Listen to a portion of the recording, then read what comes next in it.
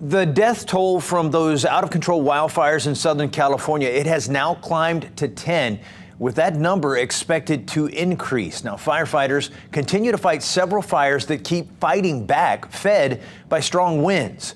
Now, that includes a fire that started earlier today in Burbank. Now, we now know that the wildfire in the Pacific Palisades area, it's killed 2 more people, bringing the total in LA County to at least 10, but the number, again, expected to rise. Now, officials say they won't be sure of the final number until the fire has moved on. The massive fires that have destroyed more than 10,000 structures, leaving neighborhoods in ruins, burning almost 32,000 acres. Right now, more than 130,000 people are under evacuation orders, and more than 1 million homes still do not have power. And this is what neighborhoods look like in Pacific Palisades before the fires. Homes surrounded by greenery. This is the after. Homes completely burned. You can even see some of the homes were still on fire, fully engulfed in flames. Well, now to the latest on those wildfires. Now, as we reported at the top of the show, at least 10 people have been killed. Residents returning to their Los Angeles neighborhoods utterly destroyed. And as day has turned into night, thousands of firefighters are on the front lines trying to save lives, homes, and businesses. And a new fire burning tonight, the Kenneth Fire. At least 180,000 people are under mandatory evacuation orders, potentially leaving neighborhoods vulnerable to theft. Authorities say that they've made 20 looting arrests. ABC's Alex Stone joins us from Altadena, where the Eaton fire has left utter devastation.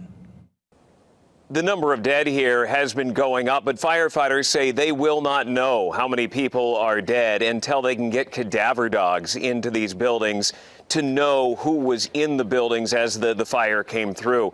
You can see it is block after block like this. This was a chiropractor's office, but it is homes, it is businesses, one after another.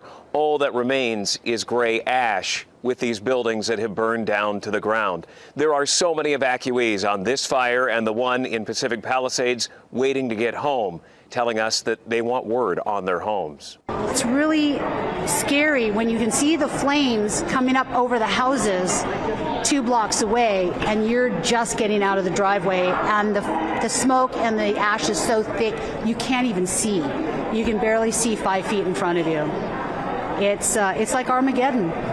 We've seen a lot of help coming in from firefighters coming from hundreds of miles away that they have driven here. There is more coming, and the federal government saying that it will pay 100% of the cost of the firefighting.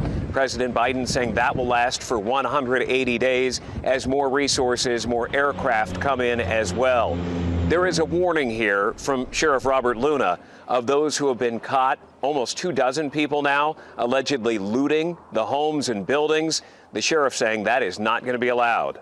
That is unacceptable behavior. Having additional resources, having the National Guard with us, which will augment those resources, will help send a stronger message, keep people out of the impacted areas so we don't continuously victimize the people who have already been victimized, who have lost their home.